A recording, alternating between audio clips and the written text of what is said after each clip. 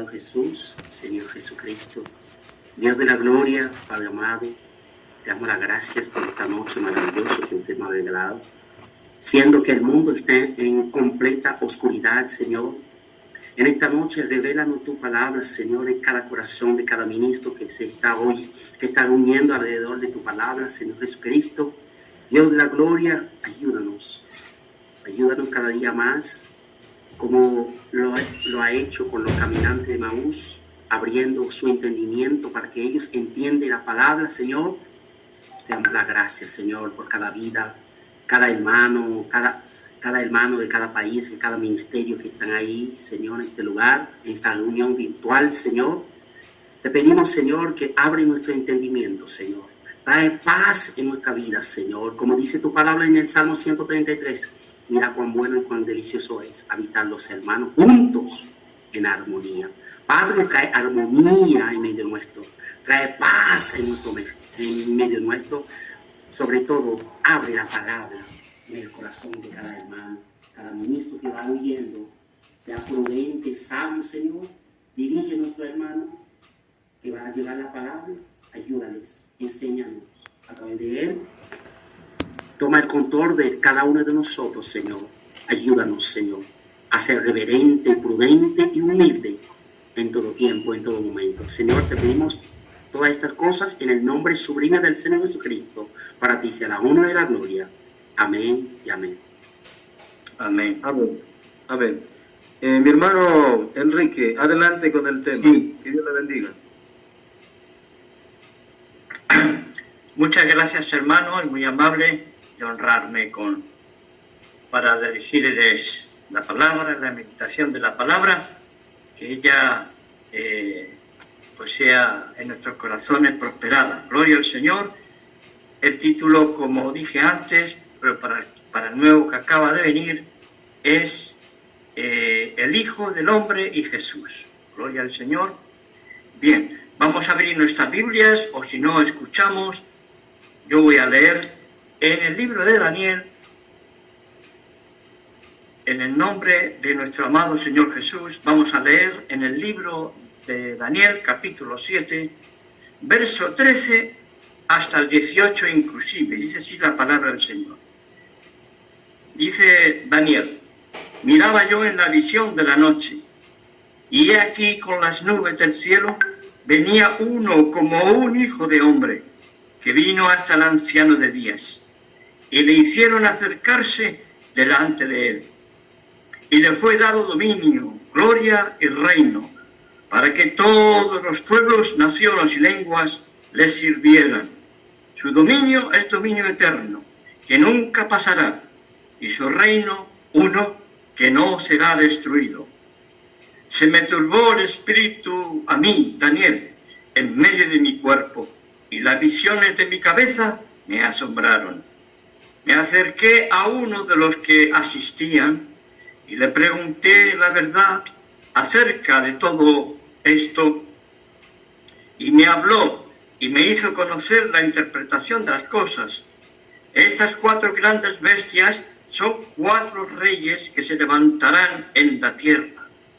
Después recibirán el reino los santos del Altísimo, y poseerán el reino hasta el siglo, eternamente y para siempre. Amén. Aleluya. Bueno, gloria al Señor, hermanos.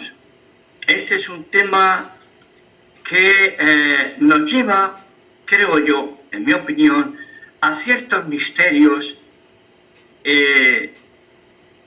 y para muchos ciertamente les resulta todo esto algo misterioso. Ezequiel 2:1 se nos dice que Dios le dirigió la palabra al profeta Ezequiel y le dijo: levántate, hijo de hombre, quiero hablar contigo. Bien, gloria al Señor. Qué hermoso, ¿verdad?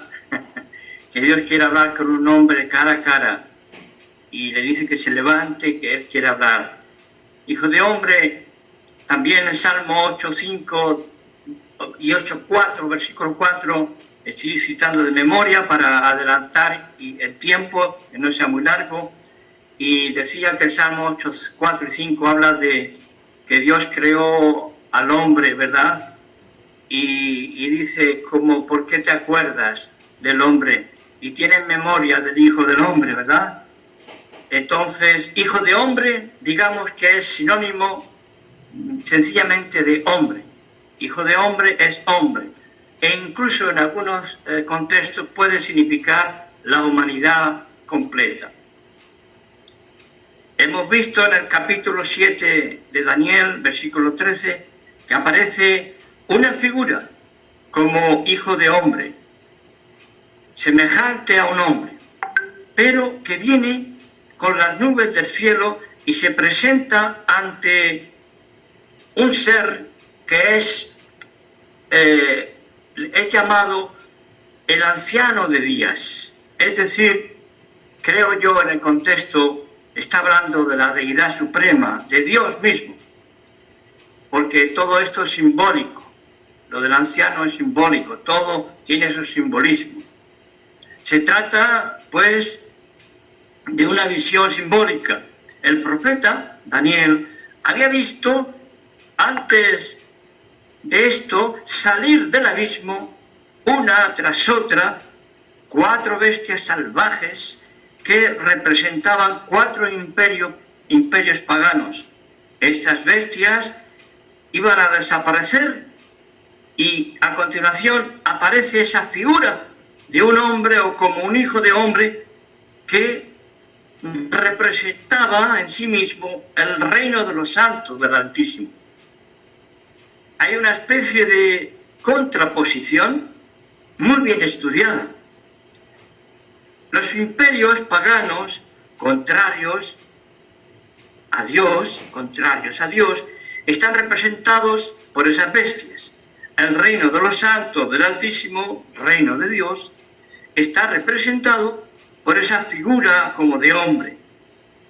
Las bestias procedían, nos dice la Escritura, del abismo, que en las literaturas del Antiguo Oriente aparecen como algo que simboliza un poder adverso y contrario a Dios y a la voluntad de Dios.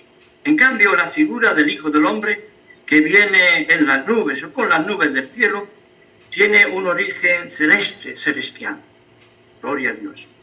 El reino de Dios, que era, digamos, ardientemente esperado por los judíos, ¿verdad?, especialmente en momentos de persecución por causa de reinos paganos muy perversos, vendría ese y se implantaría sobre la ruina de los imperios hostiles a Dios. La visión es paralela a la que podemos encontrar en el capítulo 2 de este mismo libro de Daniel.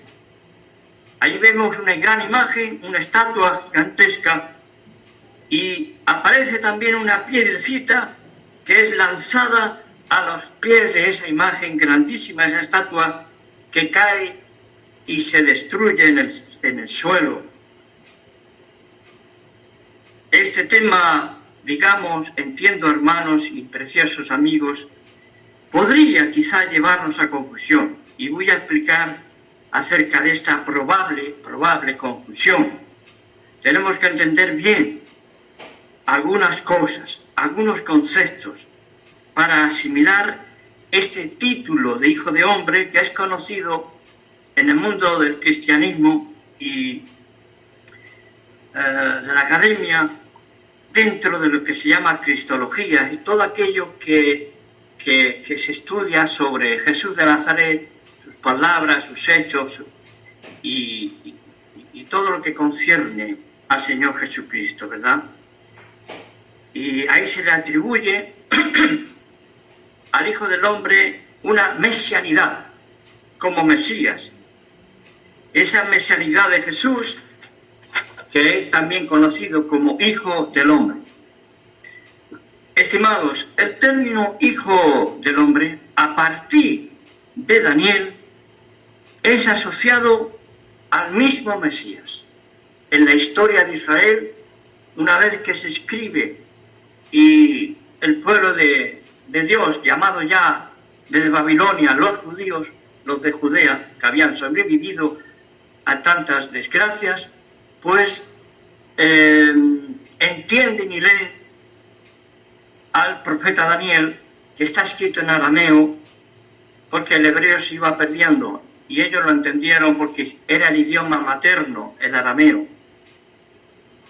Después de la época de Daniel, conocemos una serie de escritos, estimados. Quizá una generación después del profeta Daniel se escribieron esta literatura conocida como literatura apocalíptica. No sé si alguno de ustedes ha leído o tiene en posesión alguno de esos libros en español.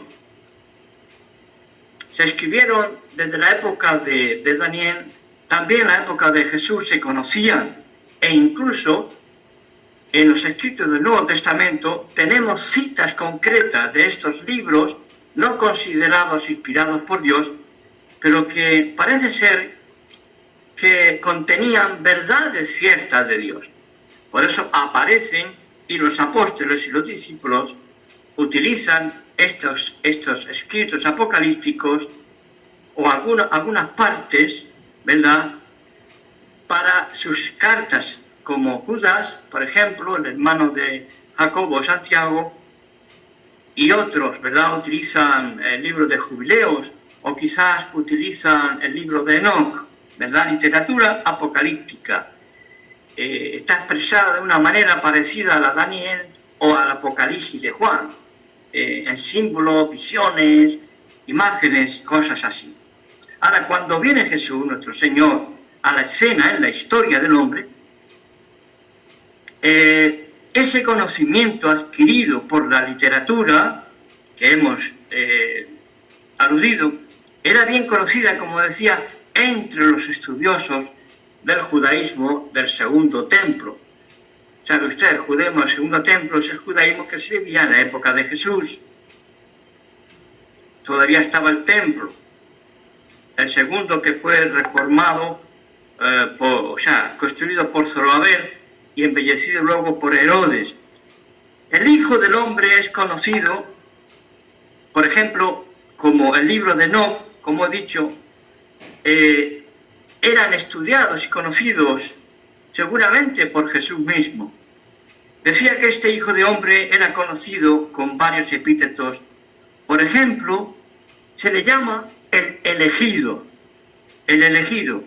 Antes de la venida de Jesús, había en el judaísmo una idea mayoritaria de que el Mesías celeste, este que vio Daniel, el Hijo del Hombre, no vendría hasta que el pueblo mostrara de forma mayoritaria evidencia de un verdadero arrepentimiento y cumpliera este pueblo arrepentido los mandamientos y los preceptos de la Torá. Ellos decían, si Israel se arrepiente, serán redimidos, y si Israel se decidiera a guardar 2 sabás seguidos conforme a las normas del Señor, serían redimidos inmediatamente. Se tenía pues la idea de una aparición repentina de un gobernador ungido por Dios que iba a aparecer victorioso.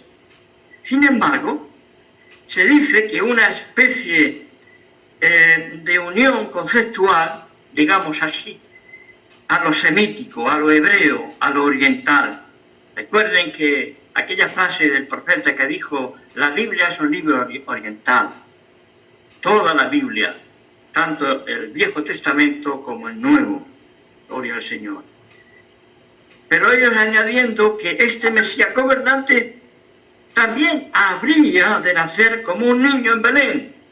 Vemos un concepto que parece que se contradice. Uno que viene de repente, con gloria de Dios, y viene como un guerrero para vencer e instaurar un reino. Pero al mismo tiempo vemos otro que nace como un niño en Betlehem de Judá. Ambas concepciones, la aparición como adulto y también como niño en Belén, se fueron uniendo y creando una idea, una hipótesis entre los hermanos mayores en la fe, los judíos, de que la idea era de que El primero, es decir, el que iba a venir como varón guerrero, el primero, era el Mesías, pero iba a vivir oculto a los ojos de la sociedad y del mundo judío. Luego aparecería de una manera repentina. Algo de esto podemos ver en el Evangelio según San Juan 7.2. Voy a leerlo rápidamente con la ayuda del Señor. Juan 7.2, versículo 2, que dice así. Juan 7.2. No, yo creo que me he equivocado en la cita, ¿verdad? A ver. A ver. Bueno, disculpen el error, pero ustedes que han leído, ¿verdad?, son ministros, ¿se acuerdan de cuando había discusión entre los judíos, que si es bueno, no, no hace caso a los ancianos, este profeta es rebelde, pero es bueno, mira, ha hecho maravillas, ha consolado a los enlutados, sana a los enfermos? Y entonces dice que uno de ellos dice, pero el Mesías ni sabemos de dónde vendrá. ¿Ve? El pueblo tenía una idea que los rabinos habían enseñado, algo misterioso, el Hijo del Hombre, algo oculto. Estaría, no sabemos de dónde vendrá. En cuanto a esa identidad propia del Hijo del Hombre, en arameo es Bar Nasá, y en hebreo es la voz Ben Adán, hijo de Adán, hijo del hombre, Bar Nasá, Ben Adán. Estaría pues oculto hasta que fuera identificado como ese vástago que iba a heredar el reino de su padre David, ¿verdad? Que iba a emerger de ese mundo subterráneo, decían en aquel tiempo, o del propio mar. Eso es lo que se dice en la literatura apocalíptica, entre otras literaturas. Siempre se identifica con un hombre, con alguien que iba a retornar del más allá, una figura que iba a ser entronizada en el trono de gloria del Señor o el Dios de los espíritus, ¿verdad? Lo que sí nos queda claro es la noción, la idea predominante en el judaísmo de aquel tiempo en cuanto a la persona y a la función del Mesías. Era la de un rey conquistador. Su venida debía ser repentina y fulgurante.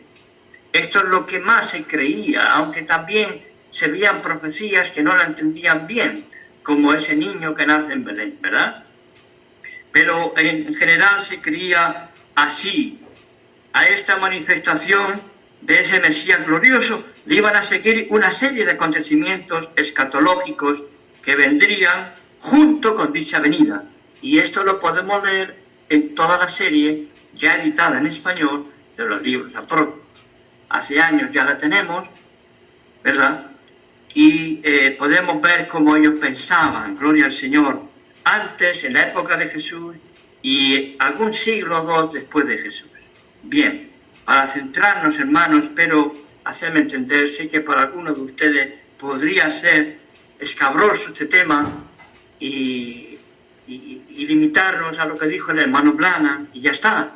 Claro que sí, eso lo vamos a acoplar a lo que dice la Biblia, ¿verdad? Siempre acoplo el mensaje a la palabra de Dios, para que sean uno, gloria al Señor, porque así es. Un profeta no puede contradecir a otro profeta. Pero hay una comprensión. También, hermano, he pensado que si esto se grabara, saliera a YouTube, no lo sé, fuera la voluntad del Señor. Tengo conocidos y amigos judíos también que no son creyentes en Jesús o Yeshua, como ellos le llaman, y otro tipo mesiánico, etcétera, y académico, y quizá este tema a ellos también les pueda gustar o ayudar. O sea, yo pienso además un poquito en otros, no solamente en ustedes, pero en principio en ustedes, claro, preciosos hermanos. Volvamos pues donde me había quedado, ¿verdad?, acerca de la función de ese rey conquistador.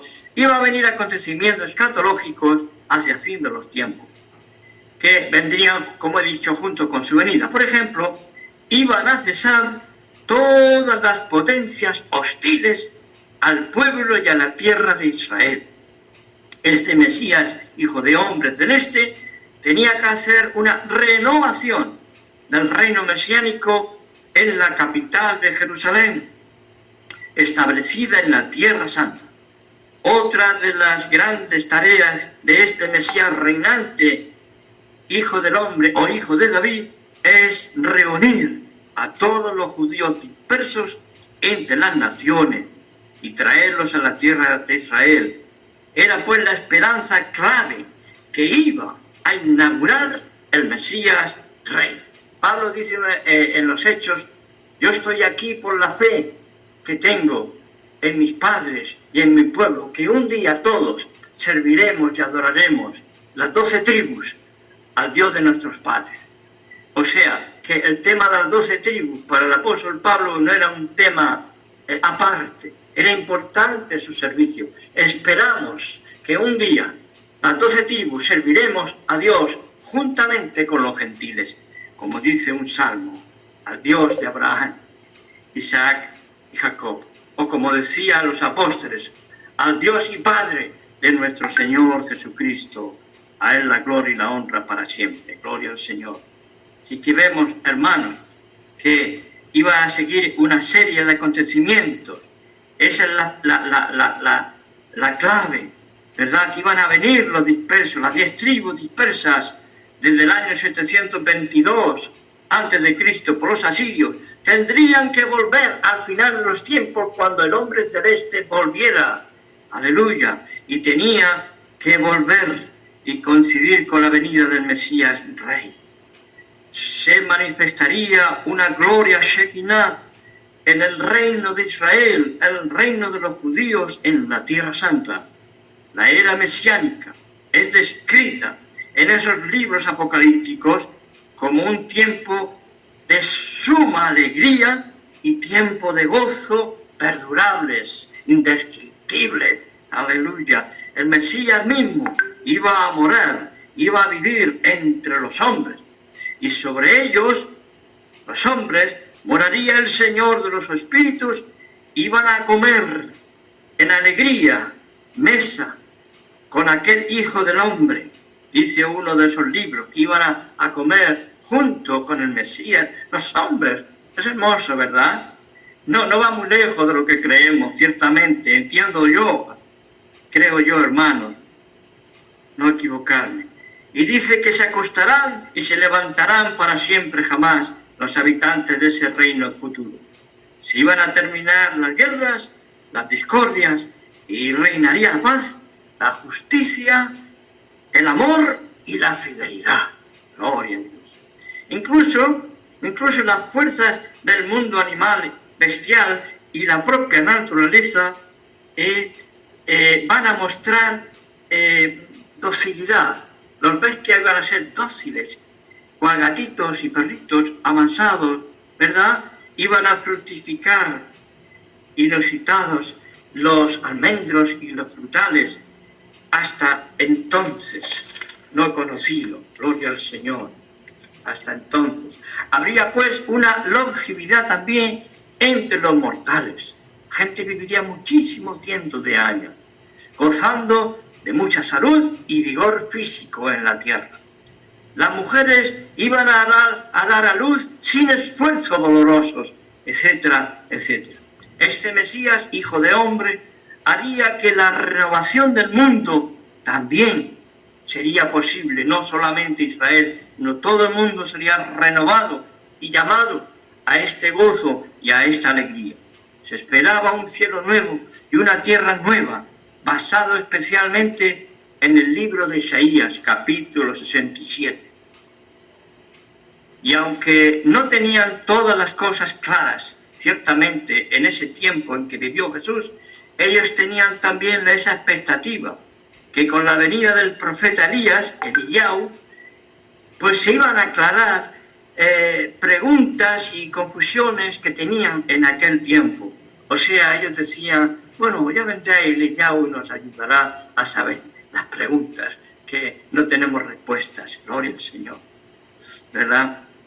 Sabemos que gracias al testimonio de los 4 evangelios, que Jesús se refirió a sí mismo como el Hijo del Hombre, ¿verdad? 13 veces ese término lo encontramos en el Evangelio de Juan, que es un evangelio ciertamente distinto y es original en relación con los otros 3. A través de los siglos, la Iglesia, por desgracia, mezcló ideas litúrgicas y eclesiales, doctrinas, pero de origen griego y romano. Tuvieron problemas teológicos y filosóficos en relación al concepto de Hijo del Hombre. Estamos hablando del segundo, sobre todo mitad del segundo siglo, pero ya del segundo siglo se puede decir. Tercero y cuarto empezaron estas disputas y ellos prácticamente no les interesó el concepto del Hijo del Hombre, qué significaba. Les sabía a hebreo, a oriental, y no quería saber mucho con los temas judaicos. Aunque ciertamente, la verdad, las comunidades cristianas de origen judío, cristiano o judeo-cristiano en Israel no tenían ese problema, porque el término Hijo del Hombre le era connatural a ellos. ¿Comprenden? Para ellos no le da problema. Incluso para los de Asia Menor, que tenía mucho de oriental, si te ibas a Alejandría, en Egipto también, los judíos creyentes en Jesús o Yeshua no tenían problemas con el concepto de Hijo del Hombre, porque ellos habían sido enseñados por mucho tiempo y también a través de estos libros y literaturas tenían cierta idea que en mi modo de ver, en términos generales, no se aleja mucho, más bien acierta en muchos aspectos a lo que los creyentes en el Nuevo Testamento afirmamos y esperamos. En mi opinión, humilde opinión. Gloria al Señor. Gloria al Señor. Bien. Poco a poco se irían adoptando posiciones teológicas en la Iglesia que muy pronto iban a eliminar esos elementos judíos tan valiosos como es el término Bar-Nasá o Ben Adán, Hijo del Hombre. Ese título cristológico no iba a aparecer nunca. Nunca iba a aparecer ese término en todas las confesiones históricas de la fe que hasta ahora conocemos. Y esto no es solo una opinión. Entiendo que se puede constatar, se puede verificar, se puede ver cuando uno lee todos los enunciados en la historia de la Iglesia o los credos de la Iglesia, ya sea iglesias antiguas o incluso modernas. Nunca aparece el título Hijo del Hombre. ¿Por qué? ¿Por qué? Buena pregunta, pero creo que ya estoy dando pistas, ¿verdad?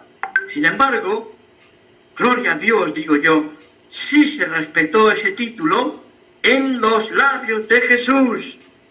Los traductores, a través de los siglos, las copias, no se atrevieron a quitar ese término, ¿verdad? Tuvieron temor.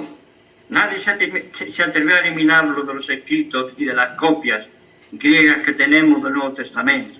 Ese título está precisamente en el núcleo mismo, hermanos, el núcleo de las enseñanzas de Jesús. Y no es un invento de la Iglesia gentilizada, dominada por los no judíos creyentes, sobre todo a partir, como he dicho, de los siglos segundo y tercero después de Cristo. Ahora bien, tenemos que comprender dos cosas muy importantes, en mi modo de ver.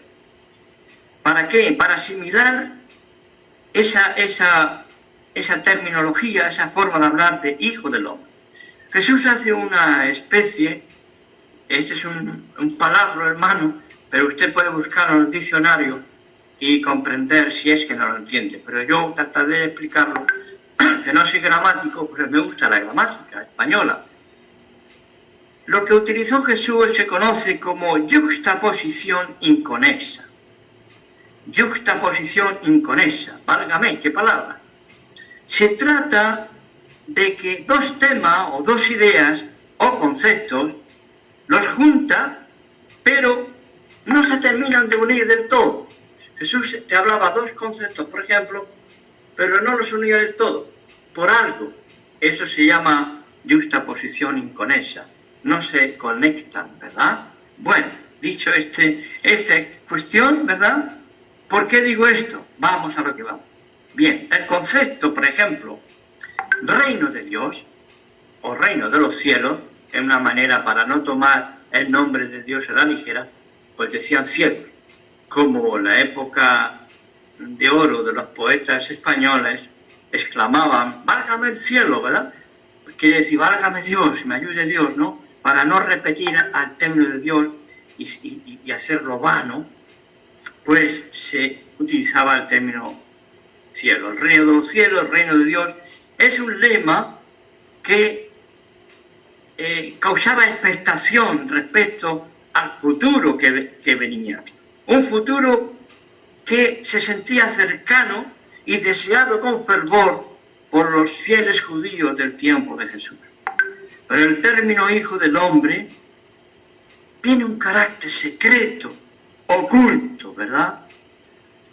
Eso se conoce como esotérico, es decir, con S, no con X, esotérico, oculto, ¿verdad? Misterioso.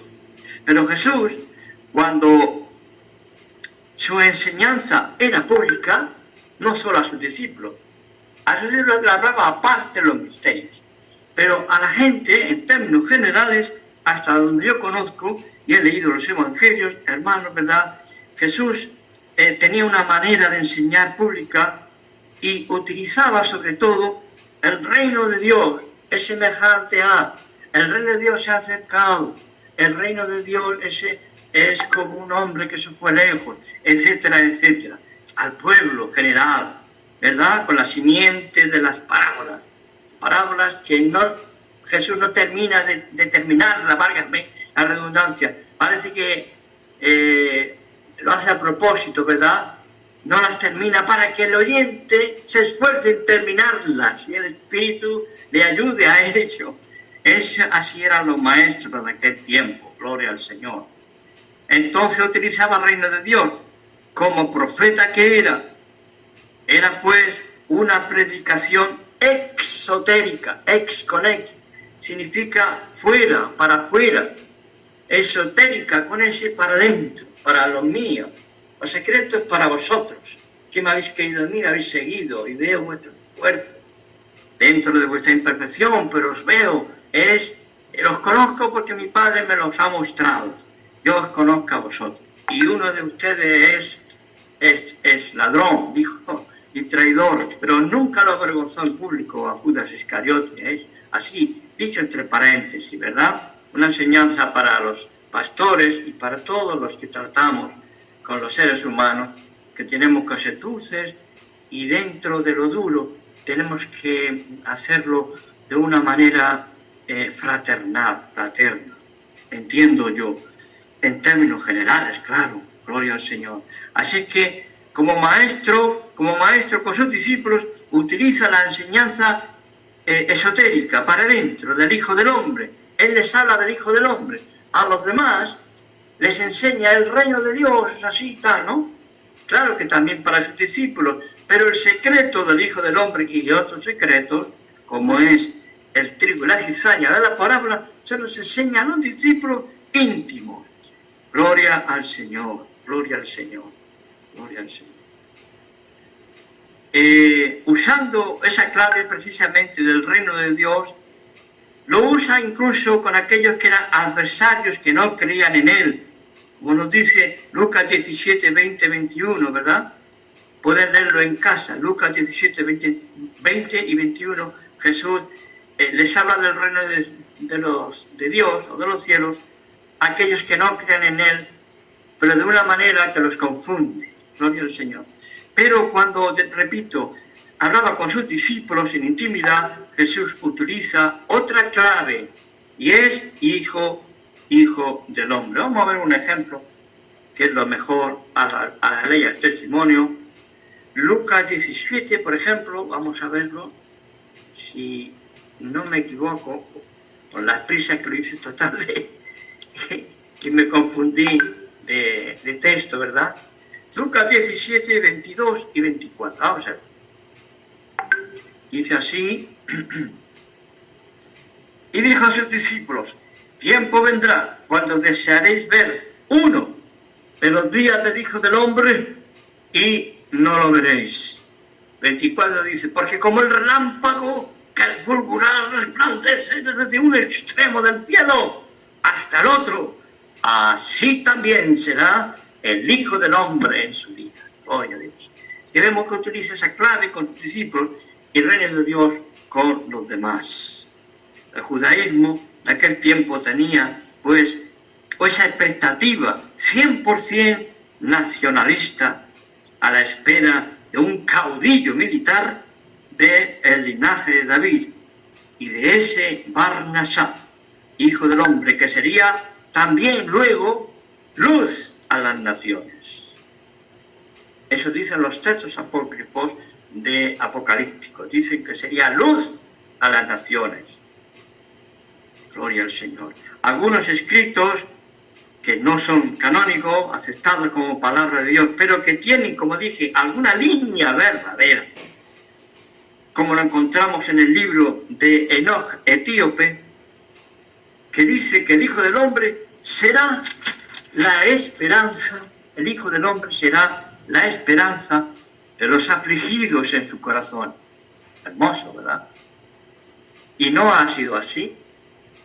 Yo entiendo que sí, hermano. Gloria a Dios. Entiendo que esto concuerda con la línea del ministerio de Jesús en la tierra, en los días de su humanidad. Jesús consoló, Jesús fortaleció a los que creían en Él, porque veía las dificultades que esos creyentes iban a tener. Veía las dificultades que le aguardaban y tenía compasión de ellos. Tanto Él, Jesús, como los discípulos estaban llamados a ser otros hijos de los hombres. El discípulo emula al Maestro. Entiendo que ellos, también como nosotros, dirigen nuestras miradas hacia esa venida en gloria, a esa conclusión que es planeada por el Padre. Disculpe. Ay, me ha venido un picor en la garganta. Gloria al Señor. Que Dios tenía un plan y los creyentes esperaban que terminara el Padre, terminara ese plan. Por tanto, es importante entender, estimados hermanos y amigos que me escucháis, que Jesús entiende su presente, su existencia humana, y entiende y percibe y discierne un estado de exaltación en el futuro. En el futuro. Cuando Jesús utiliza en su forma de hablar la tercera persona, ¿verdad?, del singular, habla como si fuera otro hombre, como no el Hijo del Hombre celestial. ¿Por qué es que Jesús habla del Hijo del Hombre como si no fuera Él en alguna ocasión? Cuando venga el Hijo del Hombre, bueno, eres tú. Sin embargo, Él habló en tercera persona la mayoría de las veces. ¿Por qué causa? Bueno, en mi opinión, yo entiendo que hay una unión, digamos, mística, oculta, lo que los hebreos en el idioma hebreo conocen como el sod, lo que está muy oculto y la mayoría de los hombres no lo vemos. Está oculto más allá de lo que es literal en las Sagradas Escrituras. Jesús se reconoce como Hijo de Hombre que representa a una raza, y si esa palabra no nos gusta, digamos, a una nueva humanidad. Jesús todavía no asumió ese Hijo del Hombre tal como Daniel lo vio en 7:13, celestial. No lo asume Él. No lo asume porque no es el tiempo. Vayamos en esa línea. Nuestro Señor desecha de momento esa función de el Hijo del Hombre celestial que viene a recibir el reino, ¿verdad? Ahora, esto iba a causar algo. Este rechazo de Jesús, de este reinado davídico o el reinado del Hijo del Hombre Celestial, que iba a causar un escándalo, un grandísimo tropiezo, pero ya no solo a los judíos de su tiempo, sino también en sus propios apóstoles y discípulos más cercanos. El concepto de ese tiempo acerca del Hijo del Hombre y el Hijo de David, hermanos, yo creo que era satánico. ¿Pero en qué sentido era satánico? En el sentido de que el diablo había conseguido distraer a los líderes y al pueblo por medio de los líderes hacia una visión ajena, digámoslo así, a ese palpitar del corazón de Dios y en la manera en que Dios estaba actuando precisamente en su propia generación con su Hijo Yeshua de Nazaret. La pregunta que yo me hago es que si hoy día pasará otro tanto en las iglesias, si estamos despistados, si no estamos conectados al sentir de Dios en nuestra vida y en la vida de las iglesias. No es a causa del entendimiento del nicolaísmo que algunos de nosotros hemos sido expulsados de sus sinagogas. ¿Por qué es que mis hermanos no están en ese sentir? Porque están despistados. Y esto no lo digo con orgullo, Dios me guarde. Yo soy un pobre hombre del cual el Señor ha tenido misericordia, pero me ha abierto los ojos para saber quién es el verdadero Dios y quién es el mediador entre Dios y los hombres, Jesucristo, hombre. Aleluya. Habrá una gran desilusión quizás si no somos capaces, por su gracia, por su amor, de entender cómo es que Dios está obrando. Que Dios nos ayude y nos guarde, amados hermanos, es mi oración. Debemos pues entender que Jesús nos muestra un déficit de profecías que Él no cumple. No cumple el Señor Jesús cantidad de profecías. Ese déficit es un escándalo para el judaísmo de hoy día. Los cristianos tenemos que ser humildes para si queremos ganar a alguien de la judeidad, por ejemplo, o de otro lugar, ser humilde y reconocer que Jesús no vino para cumplir todas las profecías.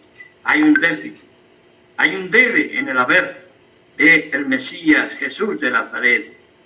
Sí, existen muchas profecías que jamás cumplió. De ahí ese escándalo para muchos de un Mesías muerto en una cruz romana, puesto que el Mesías, según se creía, tenía que vivir para siempre. También el Evangelio nos habla de que la gente decía, pero el Mesías nunca morirá. Gloria al Señor. Sigue siendo un escándalo actual para quien no comprende ese secreto santo de Jesús.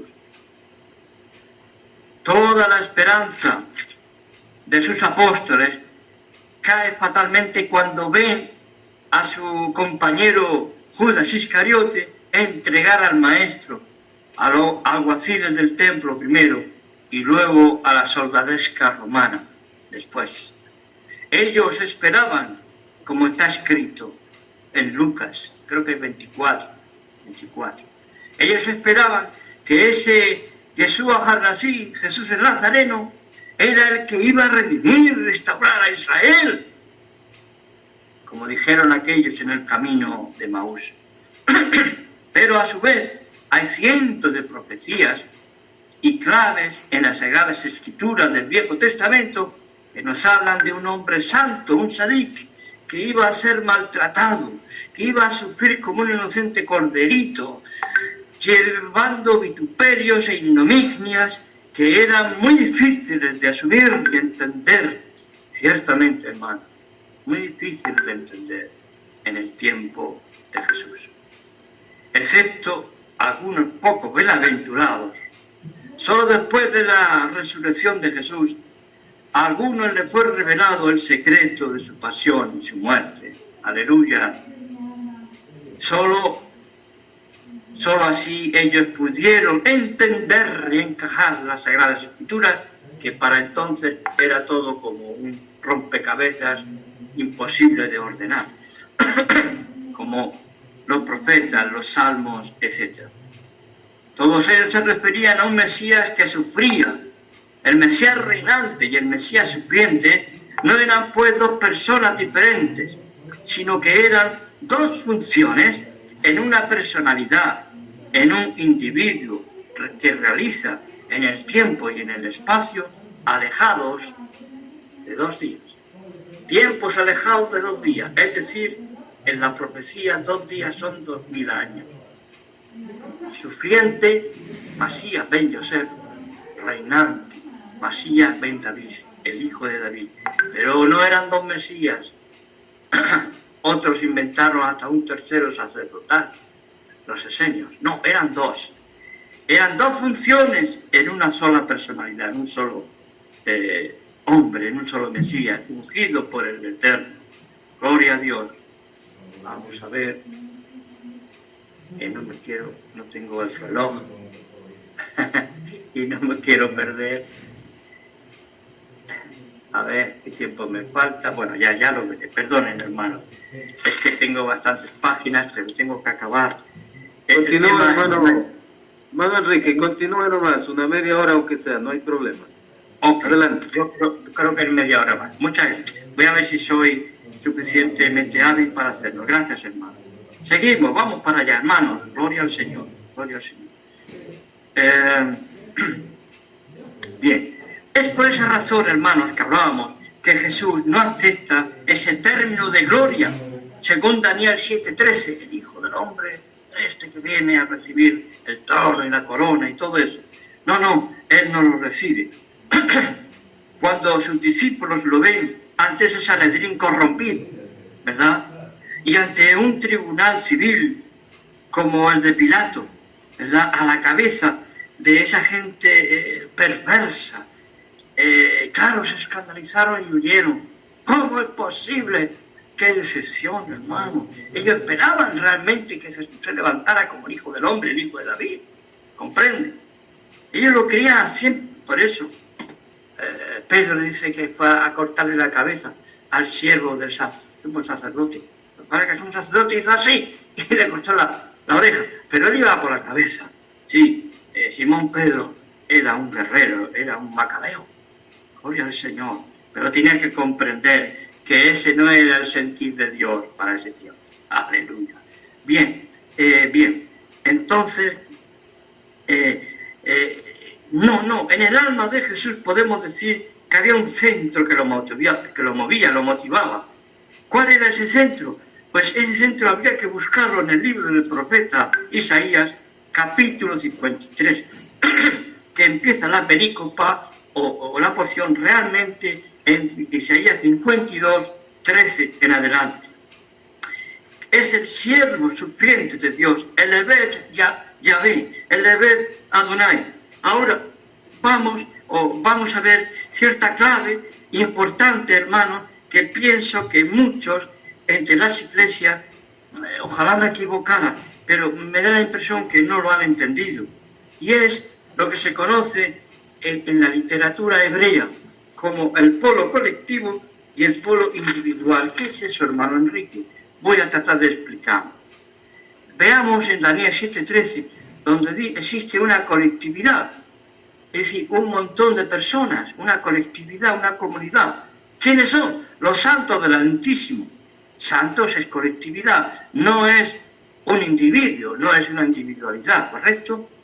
Las bestias, en plural, también representan colectividades, es decir, naciones, imperios, pero no queda excluido necesariamente el sentido o el polo individual. ¿Por qué? Porque la mentalidad semítica o hebrea, incluso oriental, se da un sentido oscilante. Me explico. Ustedes han visto el péndulo de los relojes de pared, a esos antiguos, ¿verdad? Yo cuando era jovencito era relojero, me encantaba verlo y cómo mi jefe los reparaba, ¿no? Y pinta, ¿no? Iba para un lado, iba para otro, algunos más pequeños y otros más grandes, ¿verdad? Bien, pues ese es el sentido semítico de lo que estoy hablando. Como ese péndulo va hacia un sentido colectivo para allá y luego vuelve hacia el lado de un sentido individual, para allá, para acá, como de una manera dinámica y rítmica. Un ejemplo, la palabra descendencia, que puede ser un solo individuo, pero también puede ser una prole, una colectividad. Así un reino está representado por un soberano, un rey. Reino es una colectividad, hay mucha gente viviendo en ese reino, en ese país, pero hay un soberano, un solo y unos muchos, ¿veis? Por tanto, este sentido colectivo, individual, sin aparente tener una línea de separación, aparece bastante claro en el Nuevo Testamento, cuando el tema es Cristo Jesús. En ocasiones se presenta a un Cristo individuo, personal, es Jesús el Cristo, Jesucristo, pero en otras escrituras se presenta un cuerpo místico, como por ejemplo el cuerpo de Cristo. Y el cuerpo de Cristo no es Cristo solo, es una colectividad, somos todos nosotros, dice el apóstol Pablo, o sea, una colectividad, repito. Este es ese semitismo, hermano, ¿me hago entender? ¿Me entienden? En que está impregnada la Biblia. Por eso podemos ver los dos lados con la ayuda de Dios. Daniel 7, 13 al 18 se da la impresión de que esa figura del Hijo del Hombre es el pueblo de los santos. Cuando dice que recibirán el reino, ¿verdad? No obstante, es evidente que el verso 13 aparece que el reino le es dado a uno que figura como un hombre. Y a causa de este semitismo, esta manera de hablar hebrea y aramea, algunos estudiosos de la palabra de Dios han denominado a esa realidad compleja pero al mismo tiempo sencilla, una entidad corporativa. Es uno que nos incorpora, que nos representa. ¿Recuerdan ustedes aquella predicación del profeta, del hermano Branham, que dice condenación por representación? Pues hay una redención por representación de nuestro pariente redentor, ¿verdad? Él nos representa a la colectividad, pero al mismo tiempo se une a ella. Es uno, pero al mismo tiempo se une. Gloria al Señor, ¿verdad? Gloria a Dios. A ver, ¿dónde estaba? Gloria a Dios. Bien, a causa de esto es la entidad corporativa. La tribu es representada por un rey, hoy también por un sacerdote. Uno representa el rey a lo civil y otro, el sacerdote, representa a los hombres piadosos. Si usted o yo no entiende este concepto semítico oriental bíblico, ciertamente va a ser muy difícil captar espiritualmente hablando las enseñanzas que, por ejemplo, el apóstol Pablo nos enseña, nos da. El ideal paulino de que uno abarca a lo mucho. Es ideal que uno abarca y representa a muchos. Este uno, que incluye a muchos, es la base en donde el apóstol elaboró ese primero y último Adán, ese primer y segundo hombre o humanidad. Por eso podemos, hermanos, entender la enseñanza del cuerpo de Cristo. Dice, no tenéis que discernir cuando juntáis a tomar el pan y el vino, lavar los pies, el cuerpo de Cristo, el cual somos todos nosotros.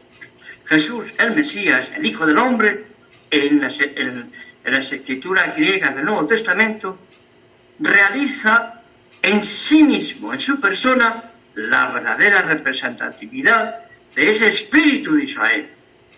Él es el Israel de Dios, Él es la Torá de Dios.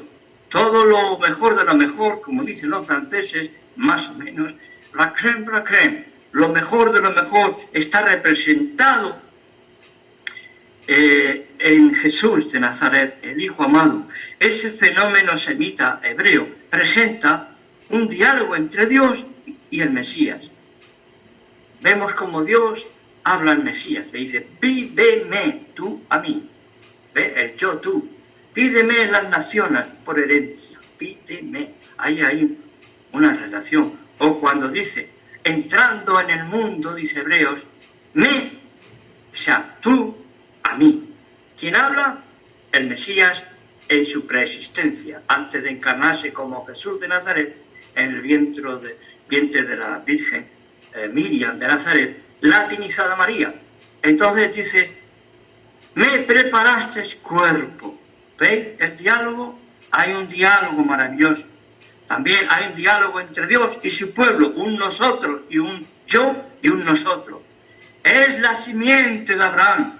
Es decir, en este sentido, no una prole, un individuo, según Pablo, que llevaría a esa función universal de bendición a todas las naciones. Gloria a Dios. El apóstol Pablo identifica al Cristo como la simiente de Abraham, según Gálatas 3:16. En Mateo 1:1 dice que Yeshua era hijo descendiente de Abraham, pero sabemos que Jesús también es el Señor de Abraham, algo similar a lo que se dice en el tiempo metafórico cuando se habla del hijo de David, que es también Señor de David. Si aplicamos la obra de Jesús a Daniel 7:13 y demás versículos siguientes, junto a Isaías 53, el siervo sufriente, Evet Yahvé, resulta, por lo menos para mí, evidente, hermanos, que esos santos del Altísimo que nos habla Daniel 7:18, a quienes se le va a entregar el reino eterno, son beneficiarios, hermanos, se benefician. ¿En base a qué? En base al Hijo del Hombre Celestial, que va a recorrer una vocación, hermano. El Hijo del Hombre, en este caso Jesús, tiene una vocación, y él lo vemos como va de arriba abajo primero, el Hijo del Hombre Celestial.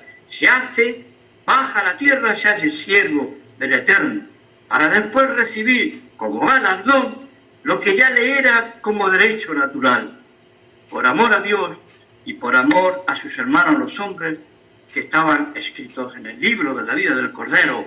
Por eso lo hace él, por eso se humilla. Ahora resulta que recorre un camino, pero al inverso.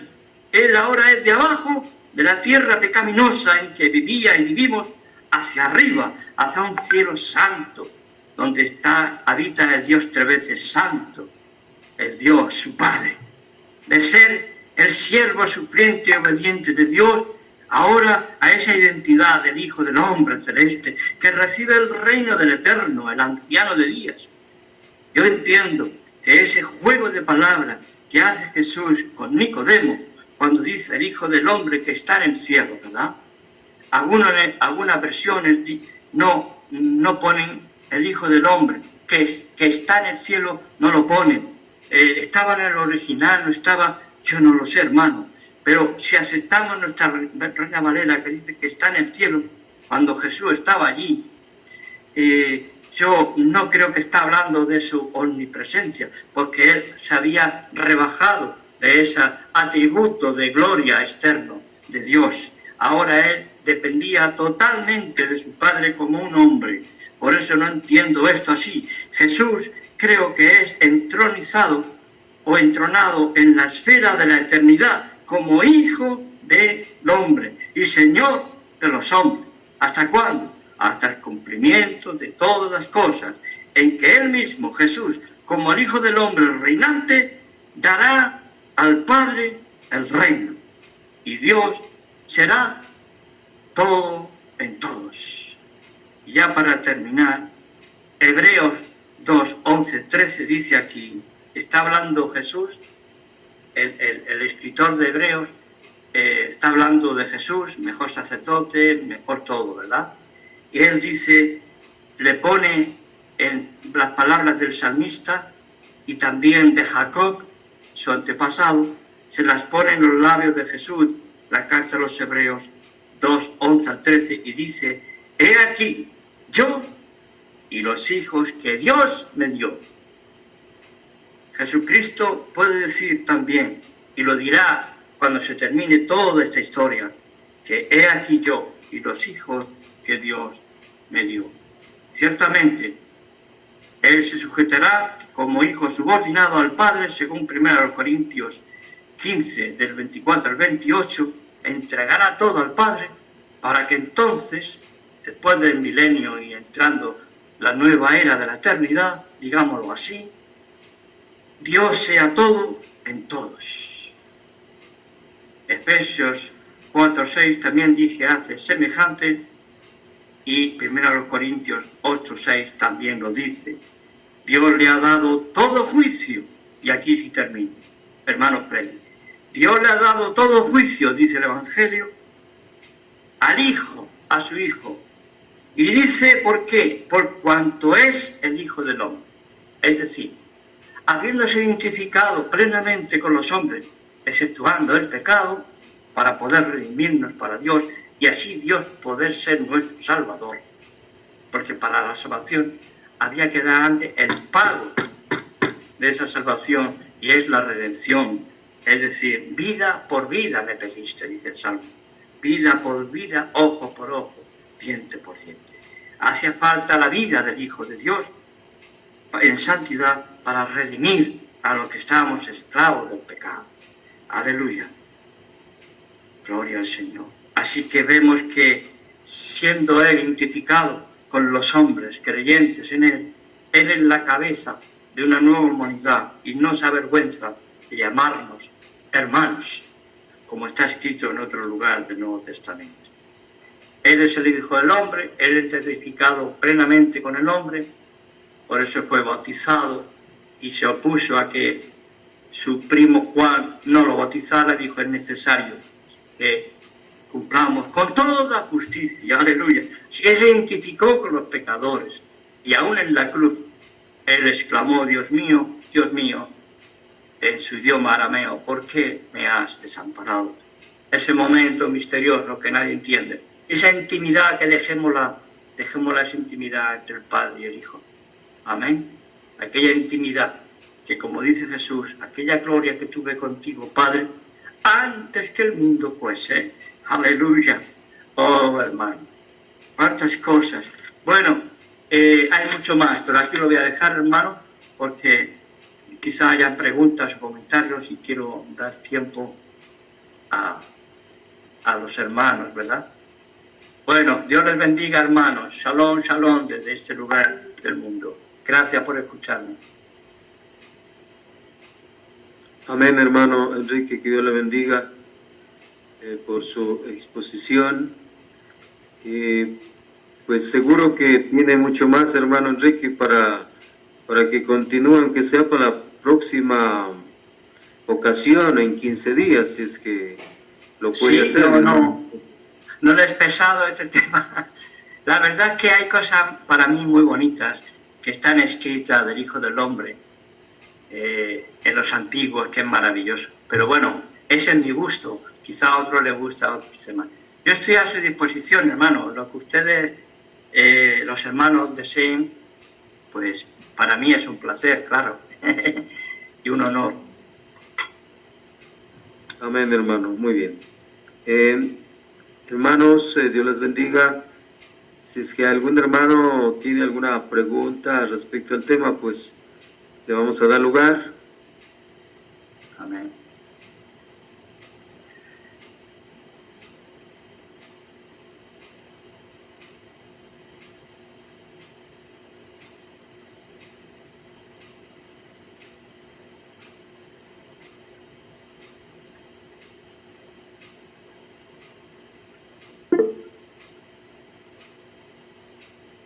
Hermano Oscar, Dios le bendiga.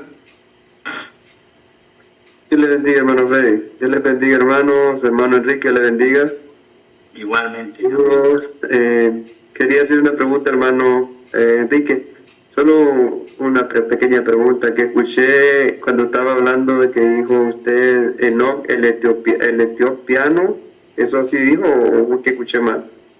Etíope, porque es que se descubrió en Etiopía está escrito en la lengua de los de Etíope, en Etiopía, en África.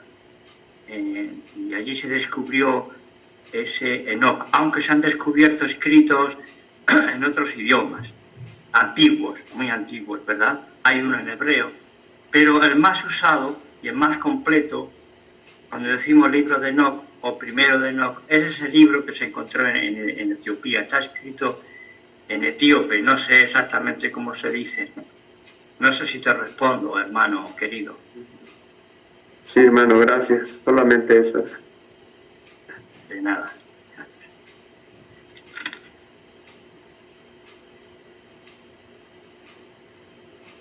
¿Alguien más, hermanos? ¿Alguna pregunta?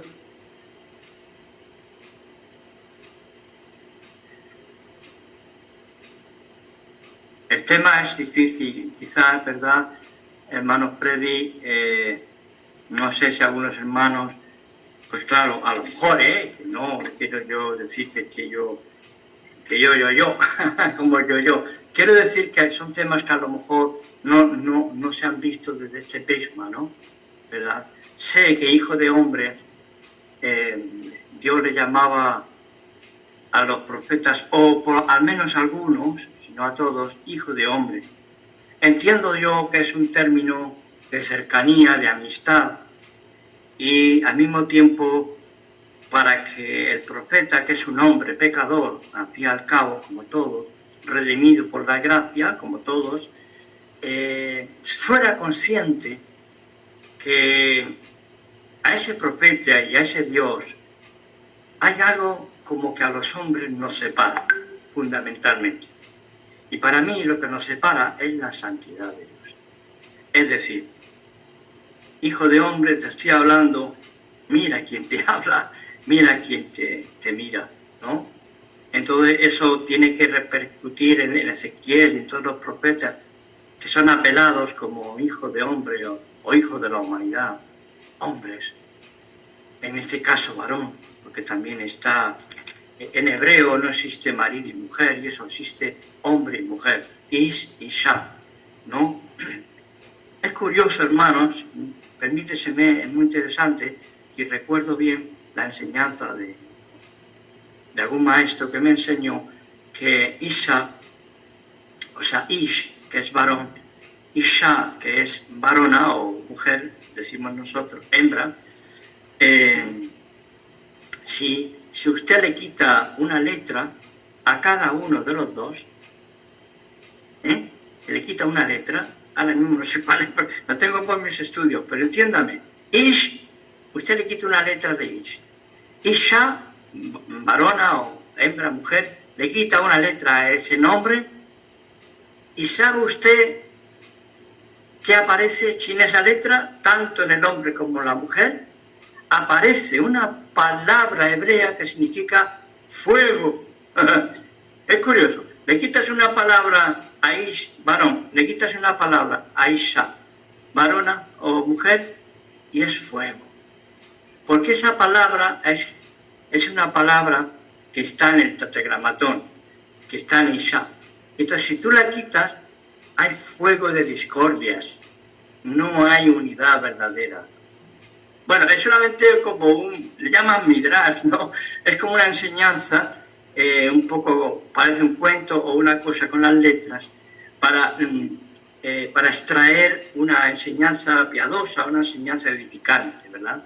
Si en nosotros no estamos en comunión con Dios, el varón, o la varona, mi esposa, o mi esposo, pues tenemos peligro de que se vaya encendiendo un fuego extraño que pueda hacernos daños, gloria al Señor. Pero cuando estamos en comunión, cuando Dios, sus letras, su ser, está en nosotros y con nosotros y en nosotros, pues entonces se convierte en lo que decían mis abuelos, que yo no sé dónde lo sacaron, pero creo que es verdad. Mis abuelos y mis padres me lo decían.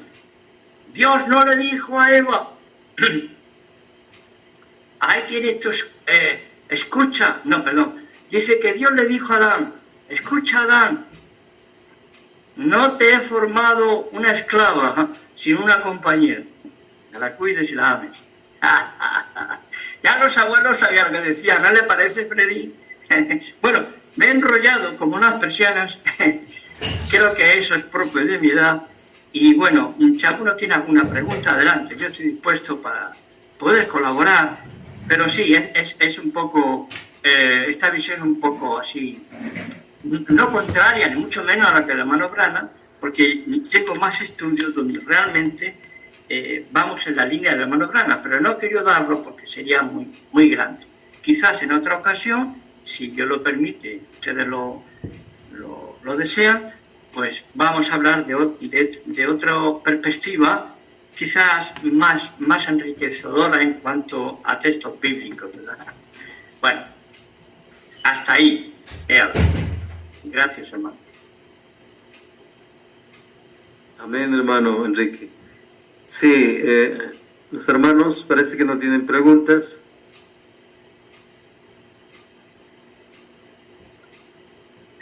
Entonces, digo yo, hermano Freddy, ustedes han entendido esos dos puntos capitales para entender, según mi enseñanza, el concepto o la idea del Hijo del Hombre, esos dos puntos, que es un nombre genérico, es decir, habla de humanidad, y que Jesús acepta esa humanidad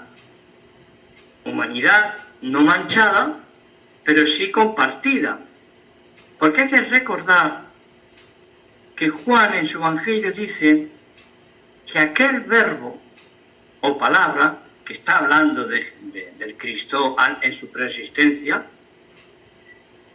fue hecho, no que se hizo en mí, fue hecho sarx, carne.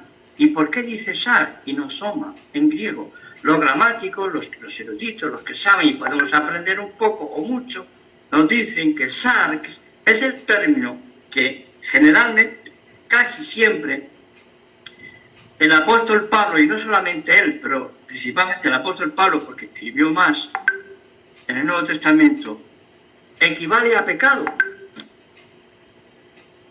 El verbo fue hecho pecado, pero ¿cómo pecado? No que pecara él, sino que él fue constituido de tal manera que tenía que aprender obediencia. Y tendría una meta. La meta es lo que los místicos hebreos hablan de las 5 cualidades del alma del Mesías. El alma del Mesías tenía que ser perfeccionada, mucho más allá incluso que la de Adán en sus comienzos. Y ese es otro tema acerca de la constitución del ser humano y la constitución del Mesías. En su espíritu, él dice, mi espíritu se angustia, o mi alma está angustiada. Mi espíritu se regocija en Dios mi Salvador, porque ha escondido, Padre,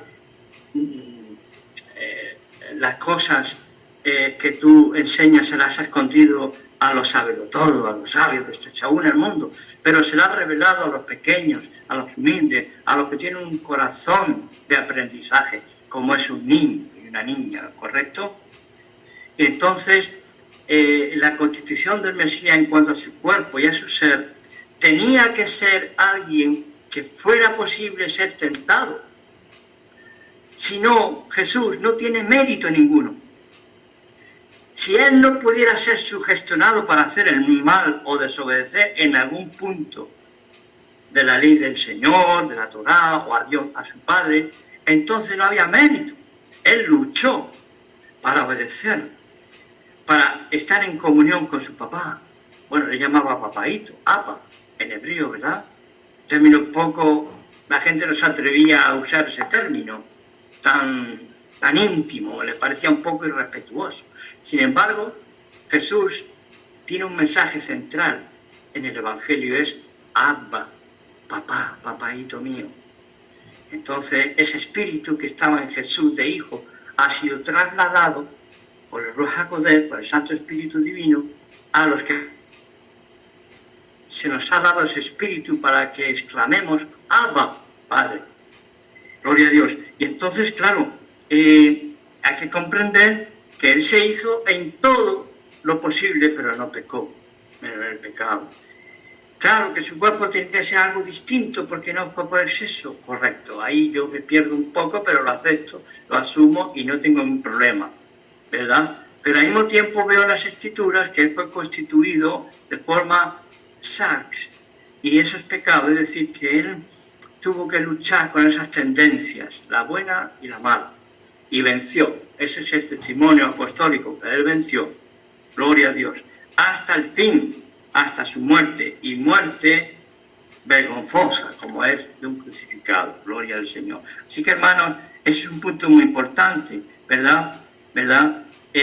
Entonces, él es constituido nuestra cabeza representativa ante la deidad, ante el Eterno, cuando estaban los días de su carne. ¿Y ahora qué?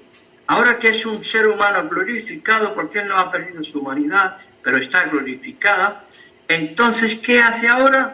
Sumo sacerdote, Melquisedec, que no es de padre a hijo, de hijo a, ¿entiendes? Sino que es elección directa de Dios, es por predestinación, que nosotros somos melquisedianos, ¿verdad? Sumo sacerdote en el tabernáculo celestial que está allí, en aquel cielo donde habita Dios, digámoslo, y aquellos testigos, etcétera, aquellos querubines. Y otro significado simbólico, quiero que recuerden, hermanos, es el que recibe el reino de Dios. Allí se recibe el reino de Dios.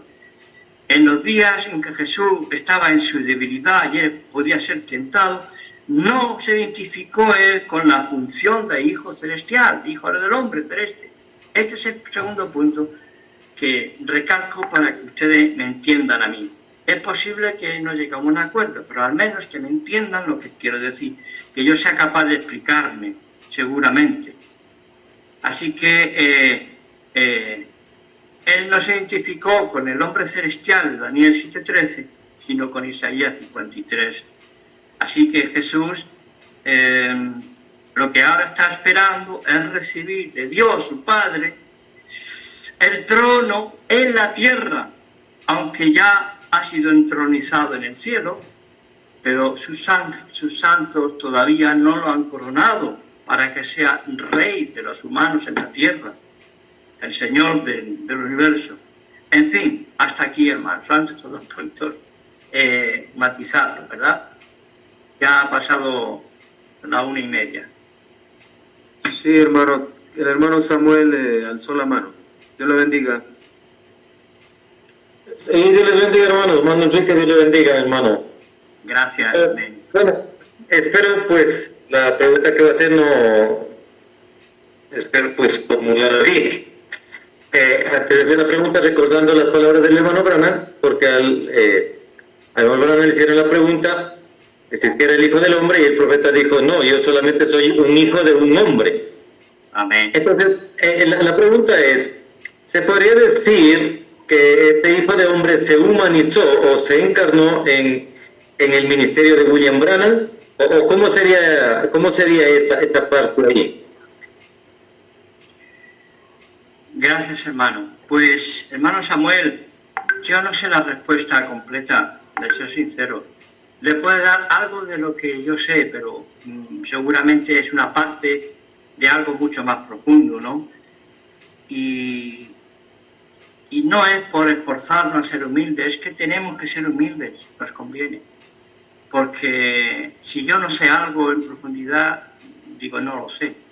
Lo que yo entiendo, hermano, y seguramente que hay ministros más duchos que yo en el mensaje y en la palabra que pueden responder, así me gustaría que ellos compartieran, para así enriquecernos, gloria a Dios, que no sea solo yo el que dé las respuestas. Hermano Samuel, yo entiendo que en el ministerio del hermano William Branham se dio algo muy especial, que no se había dado en la historia de la humanidad, excepto en algunas ocasiones. Es la señal del Mesías, aquella señal que aquel hombre, entre comillas, con sus dos compañeros, visitó a su amigo Abraham allí en el territorio de Manré, ¿verdad? Debajo de unos árboles o en la tienda, a la puerta de la tienda. Hay un dicho que dice que Abraham era tan gentil, tan amable, que él tenía las 4 puertas de su tienda abiertas para que viniera quien quiera a preguntar o a charlar con él. Eso es una leyenda, ¿eh? No hay que creerlo. Bueno, hermanos, retomando el tema, se dio en Jesús la señal del Mesías, ¿no? Bueno, eso lo sabemos con la mujer samaritana, con Simón Pedro, Natanael, etc. Pero en el hermano Branham se dio muchísimas veces, cientos, no sé si miles seguramente, esta señal del Mesías, y algunas veces se puso de espaldas a la multitud que predicaba, ¿verdad?, o a la asamblea, y les decía a las personas lo que sentían, lo que estaban sintiendo, o lo que estaban pidiendo. A veces eran peticiones increíbles de aceptar, no, según la matemática, imposible, ¿no? Y entonces, digamos que era tal unción en este hermano sencillo y querido, que realmente era el Hijo del Hombre en su función profética y mesiánica. Hijo de hombre en el sentido del profeta, pero incluso yo diría de ese Hijo del Hombre en que está ahora ejerciendo nuestro Señor Jesucristo bendito como sumo sacerdote a la diestra del Padre, intercediendo por nosotros. O sea, por su muerte decimos que somos redimidos y salvos. Amén. Y yo digo, ¿y qué no por su vida? Porque ahora Él vive. Él vive con pasión para nosotros. ¿Cuánto más no seremos salvos y guardados del día de la oscuridad que ha de venir sobre este mundo y del valle de la muerte? ¿Cuánto más no seremos librados y guardados por la mano del buen pastor que su vida dio por las ovejas? Entonces yo no conociera a Dios en su mayor plenitud si no conociera a Cristo. Yo no conocería ciertos aspectos del Evangelio y del poder de Dios si no fuera por su siervo, el hermano William Branham. Y con esto quería decir solamente una cosa. El nombre de Elías es Eliyahu. Bueno, la voz, no se escribe así, pero la voz que oímos en hebreo es Eliyahu. Es, para que sepa un poco hebreo, es la letra Paf con un puntito, que lo hace U. La letra Paf es una V nuestra, no una W, como algunos piensan. Es una V española. O sea, como se dice usted, una B corta, ¿no dicen ustedes? Pues nosotros decimos V, ¿no? Una B corta. Pero si le pones un punto en ciertas palabras, a ese palito de la va, que es casi un palito, se convierte en U. Por eso esa V se convierte en U, es Eliyahu. Pero me llevé la sorpresa hace unos años, cuando estudiando algunos estudiosos hebreos y tal, que me gusta, no que yo sepa mucho, pero soy estudiante y me gusta aprender de esas cosas. Y entonces supe algo que el que escribía, que es un judío rabino creyente en Yeshua, ni se dio cuenta. Y yo le digo que sea mal, pero hermano, resulta que Malaquías 4:5 dice, he aquí yo os envío a Elías, ¿no? Pero en hebreo tendría que decir, he aquí yo os envío a Eliyahu, porque es un nombre, es el nombre del profeta, ¿no? En la Biblia, pero no lo escriben así. Me eché la mano a la cabeza cuando no vi, lo vi en hebreo y no vi la va. Digo, falta la va con la punto que su. Y entonces se pronuncia Eliyah. Le falta la U. Eliyah. No Eliyahu. ¿Por qué dice os envío Eliyah? Porque ese Eliyah no es Eliyahu. No es Elías el Tisbita. Tenía razón el hermano Branham cuando entraba en las profundidades del Espíritu Santo y de las visiones y de las revelaciones del Señor y entendió que Elías viene solo, mientras el Elías de la Biblia, el Elías del Tisbita, ¿verdad? El contemporáneo del rey Acab, viene con Moisés acompañado para testimoniar a los 144.000. Digo esto, hermano, porque es tan grande que yo no lo comprendo todo. Yo sé que era tan real, entiendo yo, por lo poco que sé, que era tan real que realmente no era muchas veces el hermano Branham en sus cuerdas vocales. Por eso se empeñaba en decirle a sus pacientes, como él decía, tan amigablemente, ¿verdad? Decía, ¿cuál es el próximo paciente? Y cuando decía, dice, escuche lo que le digo, porque no soy yo. Usted me escucha a mí, pero no seré yo. Lo que le diga, hágalo. Yo no sé qué es. ¿Ve? Es tal, se entregó tanto al Señor, que era el Hijo del Hombre en él.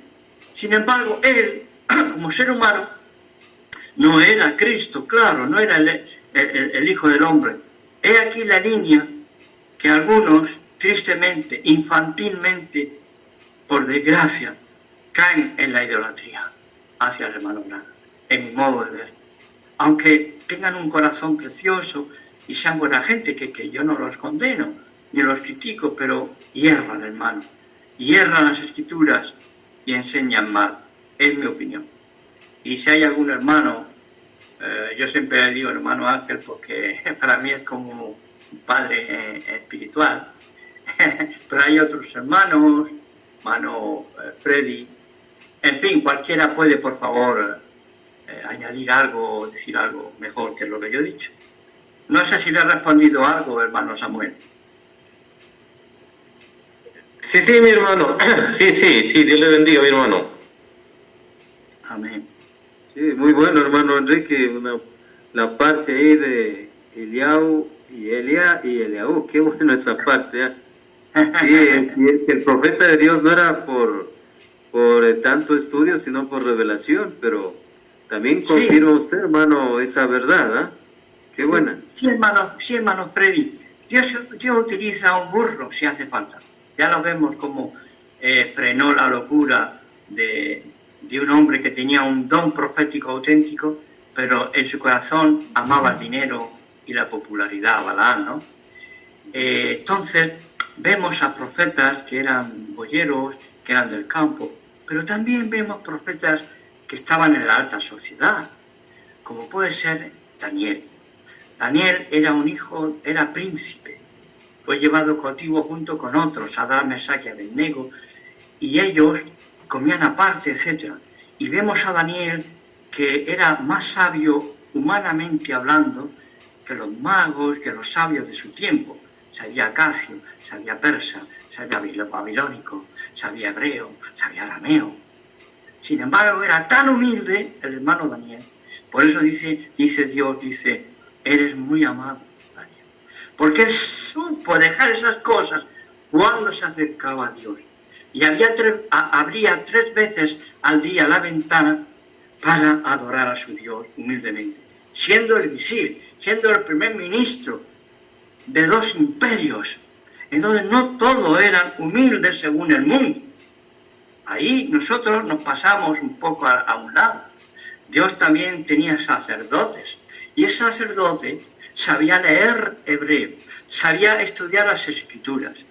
El pueblo muchas veces no sabía, algunos leer, no sabían interpretar, pero Jeremías era sacerdote, era un hombre culto, un hombre de idiomas, un hombre instruido, y estaba haciendo su servicio, y a los 25 o 27 años, no me acuerdo muy bien, él los consagraban según su orden sacerdotal, como ya podían ejercer el sacerdocio levítico, Jeremías.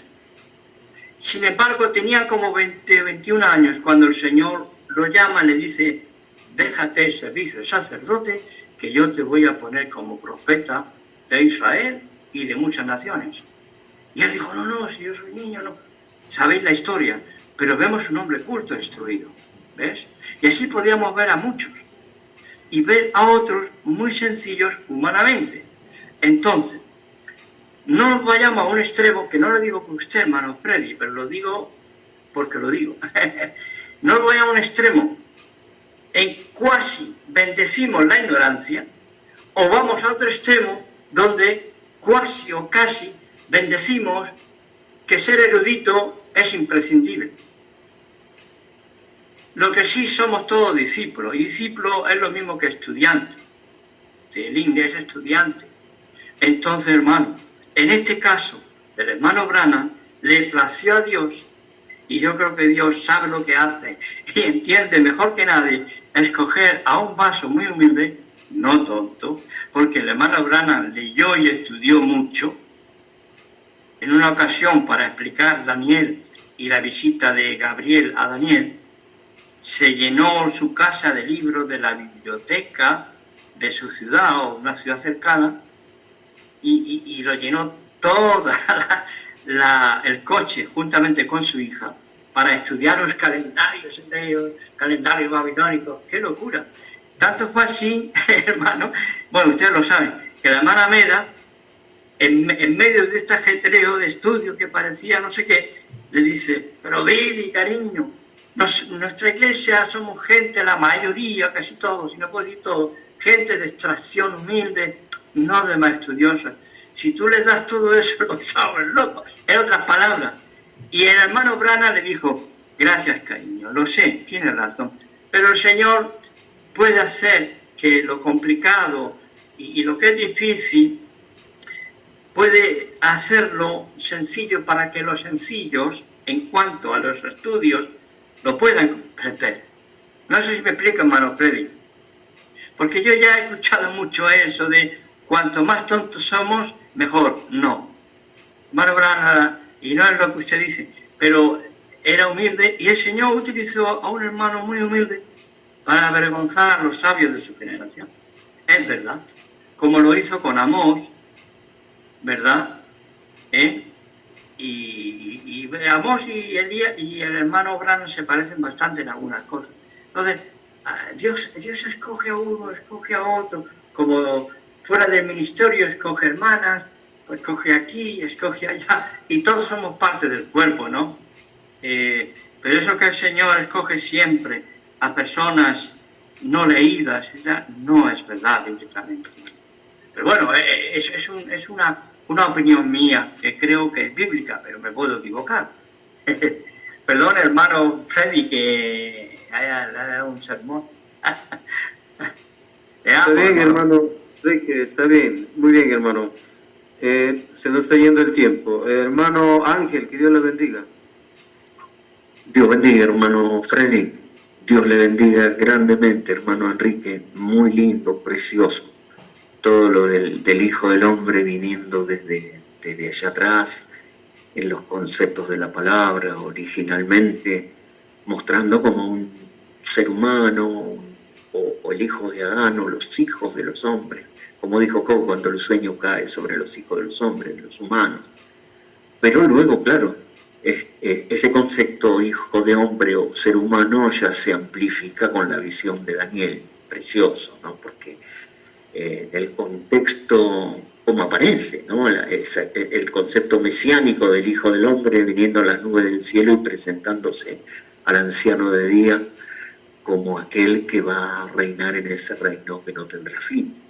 Y en ese contexto profético, después de las 4 bestias, que eran los reinos humanos, los reinos gentiles que se iban a suceder en la tierra, y después de eso venía entonces el Hijo del Hombre, ya como el rey de un reino, bien como dijo esa doble acepción, ¿no? Individual y colectiva, como el rey de un reino, pero a la vez también como hijo de hombre, como un ser humano cabeza de una nueva raza, como el segundo Adán, como dijo Pablo, ¿no? En representación para redimirnos y para introducirnos y hacernos parte de esta nueva raza, de esta nueva humanidad, de ese reino que no tendrá fin. Entonces ya el concepto hijo de hombre se potencia a la enésima potencia en esa profecía de Daniel.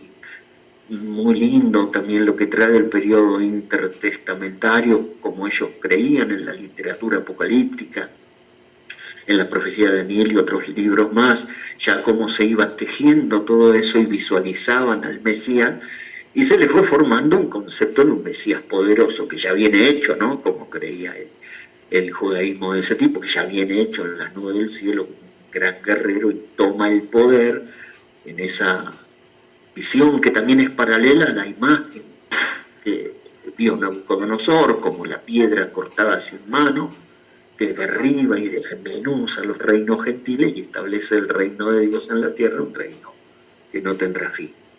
Entonces, claro, lógicamente, hijo de hombre ya para ese tiempo, el tiempo intertestamentario, ya acercándonos a los días de Jesús, hijo de hombre ya no era solo ser humano común cuando el sueño cae sobre los hijos del hombre, o qué es el hijo del hombre, para que te acuerdes de él y tengas del memoria el ser humano común, sino que ya está, digamos, potenciado porque el Mesías sería un ser humano no común, sino viniendo a las nubes del cielo como el Mesías y el rey de un reino.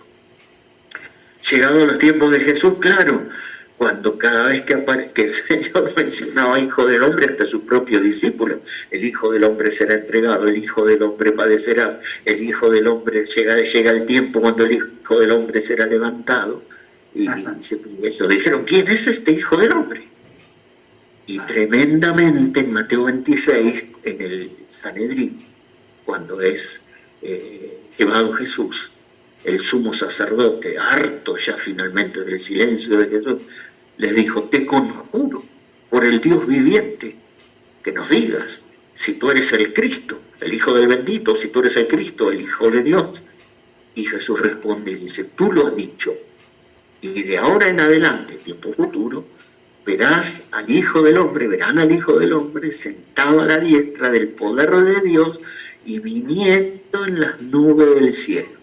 Suficiente, dijo el sumo sacerdote, rasgó sus vestiduras y dijo, no tenemos necesidad de testigos, ha blasfemado. Y todos dijeron, es verdad, es reo de muerte, porque había usado el título del Hijo del Hombre y encima lo había puesto a la diestra del poder de Dios y viniendo del cielo. Bueno, como que se identificó y declaró ante todos que era el Mesías. Tú lo has dicho, el Cristo, el Hijo de Dios. Sentado a la diestra del poder de Dios, lo verán, porque por supuesto tiempo futuro, porque en la primera venida venía como cordero, como Isaías, el siervo sufriente de Isaías 53, y luego sí, vendría como león. Pero claro, el mezclar las dos venidas del Mesías era mucho para ese tiempo y era un gran tropiezo la palabra hijo de hombre. Así que precioso, hermano Enrique, como lo trajo. Y bueno, y por supuesto, luego en el Nuevo Testamento la palabra hijo de hombre, el Señor Jesús la utiliza muchísimo. Y claro, como decía el hermano Samuel, sería muy bueno que el hermano Enrique pudiera continuar para seguir, así como hizo con la pluralidad de ancianos, traerlo desde atrás, venir luego al Nuevo Testamento y bueno, y desembocar al final en el mensaje de la hora. Porque como dijo el hermano Samuel, que hace la pregunta, que quizás esté en los corazones de los hermanos, el tema hijo de hombre o el vocablo hijo de hombre en el mensaje es uno de las expresiones centrales, porque así como Malaquías 4:5 y Apocalipsis 10:7 son las escrituras base que representan al mensaje del hermano Branham, también Zacarías 14:7, la luz del atardecer, y Lucas 17:30, los días del Lord, cuando el Hijo del Hombre será manifestado o será revelado, lo utilizó cientos y cientos de veces el hermano Branham, y cuando llega al final en Apocalipsis, él va a explicarlo y va a explicar sobre el Hijo del Hombre, los días de Jesús, luego sigue como sumo sacerdote intercediendo por nosotros a la diestra del poder de Dios y como hijo de Dios, como sacerdote, y luego en el milenio ya viniendo como hijo de David, rey de reyes y señor de señores. Pero dice, hay un breve interregno en el tiempo de su segunda venida, en el tiempo de la aclamación, donde el Hijo del Hombre será nuevamente revelado, y eso también se va al tiempo de los dos testigos, esa media semana que queda mesiánica, el Hijo del Hombre en los dos destinos. Ahora, revelado o manifestado o dado a conocer. Ahora, esta parte que es Lucas 17:30 y en el mensaje el Hijo del Hombre es muy, bueno, es muchísimo, son cientos y cientos de citas que el hermano Branham ha hablado acerca de Lucas 17:30 y la identificación con su ministerio, así como fue en los días de Lot, en el tiempo de Abraham, discerniendo los pensamientos de Sara y la manifestación en los últimos días como la señal del Hijo del Hombre. Ahora, después sí él va a explicar también en el mensaje, sobre todo en Apocalipsis, en el libro de las edades, en la revelación, y en sus últimos mensajes va a hacer mucho énfasis en el vocablo Hijo de Hombre en los últimos días. Pero eso ya es tema para otra vuelta, porque obviamente es muchísimo. Pero si el hermano te puede continuar otra vez y seguir y otra vez o dos veces lo que sea necesario, así como fue con la pluralidad de ancianos para llevar todo el hilo y desembocarlo hasta nuestra hora, si es posible, si está esa posibilidad, sería muy bueno, hermano Enrique. Dios le bendiga. Dios bendiga, hermano Fred.